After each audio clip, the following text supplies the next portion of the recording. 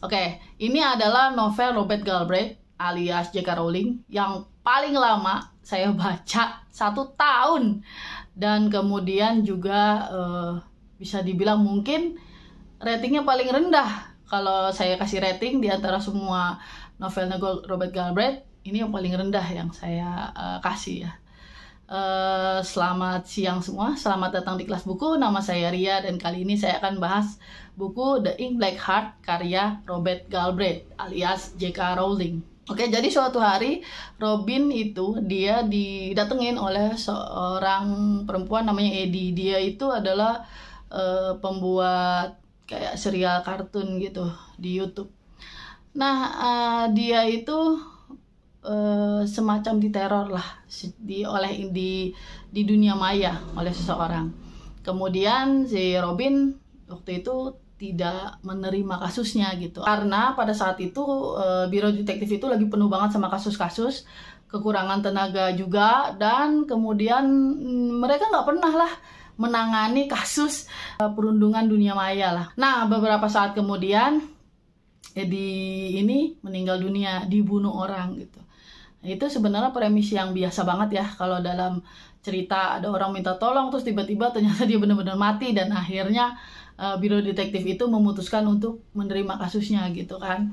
Walaupun memang ada keterlibatan dari para keluarga gitu. Kasusnya ini sangat panjang ya, maksudnya dalam hal bukunya ini sangat tebal. Ini dari semua bukunya strike, buku ini paling tebal gitu.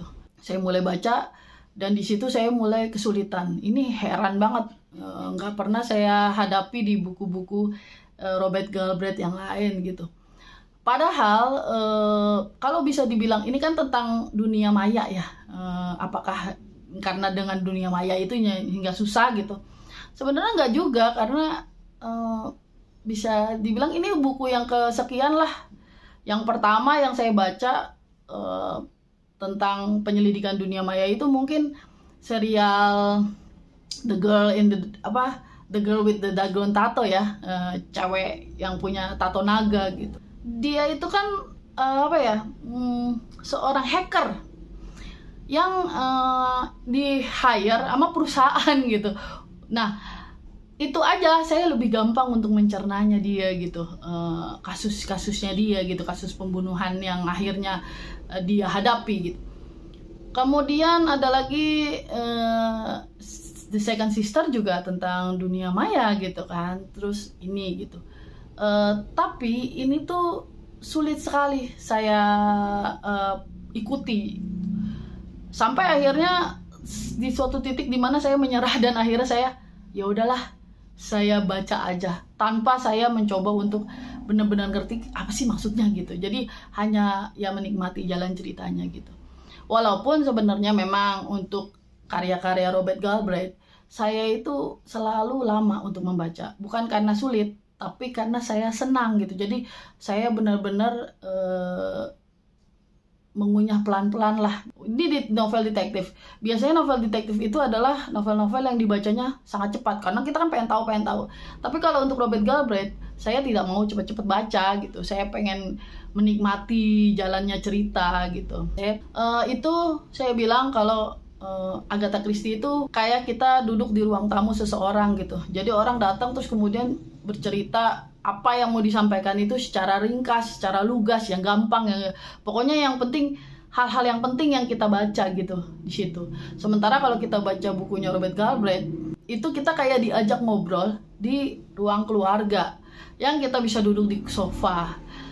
Sofanya itu penuh dengan pernak-pernik barang-barang yang disitulah gitu. Ada selimut, ada mungkin mainan anak-anak gitu. Banyak hal-hal pribadi yang ada di situ.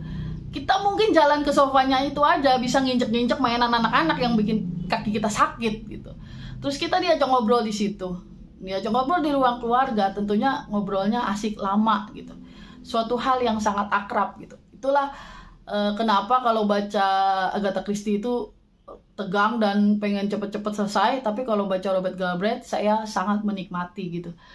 Tapi buku ini lama banget, 1 tahun, dan itu bukan karena saya menikmati, tapi karena saya memang bisa dibilang setengahnya itu saya berusaha benar-benar bahwa ini gimana sih bukunya gitu. Kemudian tengahnya lagi saya sempat mengulangi 2 kali gitu. Jadi sampai di tengah saya memutuskan saya ulang lagi aja lah. Saya ulang dari awal, kemudian hilang lagi, kemudian diulang dari awal. Tapi tentu saja baca setahun ini saya tidak hanya baca 1 buku, jadi memang dijeda-jeda dengan buku-buku yang lain gitu. Hal yang bikin saya baru berasa gak enak di sini, di buku yang keberapa sekarang ya? Ke-6 ya. Di buku 1, dari buku 1 tuh udah jelas sebetulnya. Apa yang ditulis di buku itu settingnya ketinggalan gitu kan. Dan dulu sih nggak masalah, karena apa? Karena yang dibahas kan bukan hal yang teknologi, hal yang sangat cepat bergerak gitu. Dari kasus 1 sampai kasus 5 itu hal-hal yang kita bisa baca bertahun-tahun kemudian dan tidak merasa ini ketinggalan zaman gitu. Tapi buku yang ini dia terbit tahun 2022. Tapi settingnya 2015. Kelihatannya sebentar, tapi kalau di dunia teknologi itu lama banget gitu. Maka ketika dia ngomongin hal-hal yang ada di Twitter, ada yang dalam hati saya kepikiran ini kok ketinggalan zaman banget di buku ya. Terus ya pada saat itu saya sadar gitu. Tahun 2022 itu udah zamannya beda lagi, udah zaman TikTok, udah zaman apa. Sementara Robert si Strike ini masih sangat susah sekali untuk mengerti Twitter, dan itu kan masih zamannya Twitter, Tumblr gitu ya. Kalau sekarang mungkin udah zamannya beda, udah tidak selambat itu lagi gitu. Itu yang pada akhirnya kelihatan banget jedanya.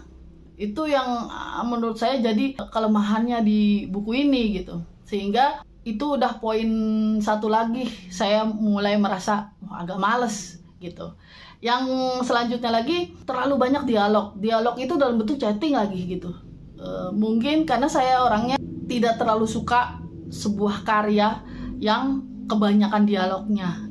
Ada beberapa buku yang saya baca mungkin memang mau nggak mau dialog semua. Misalnya contohnya Mangir, karyanya Pramudia Anantatur. Itu kan sebenarnya naskah drama.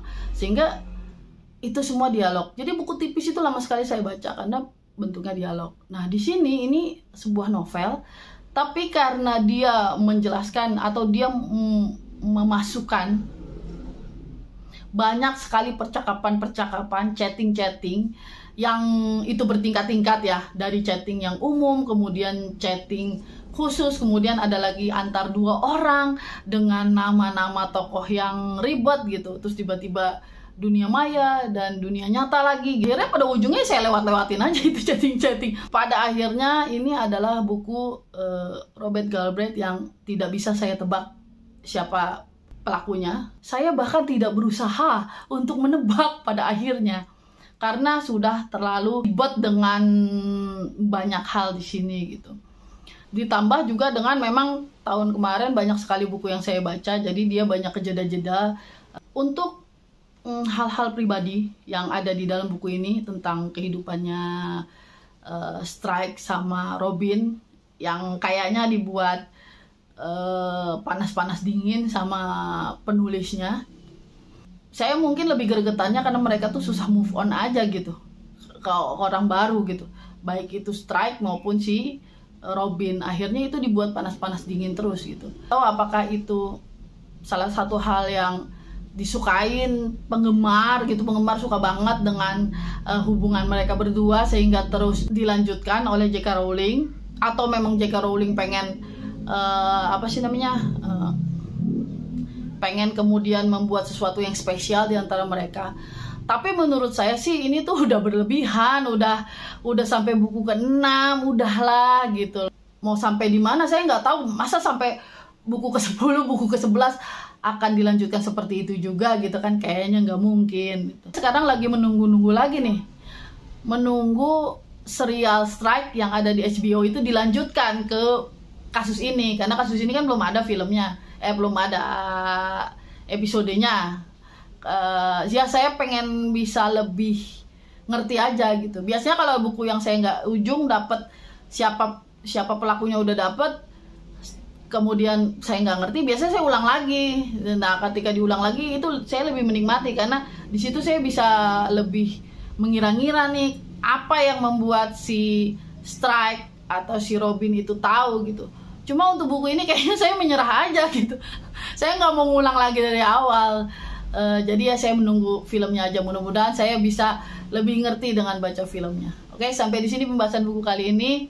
Kalau ada yang salah, ada yang perlu diperdebatkan, ada yang perlu dikritik, silakan tulis aja di kolom komentar di bawah. Akhirul kalam, assalamualaikum warahmatullahi wabarakatuh.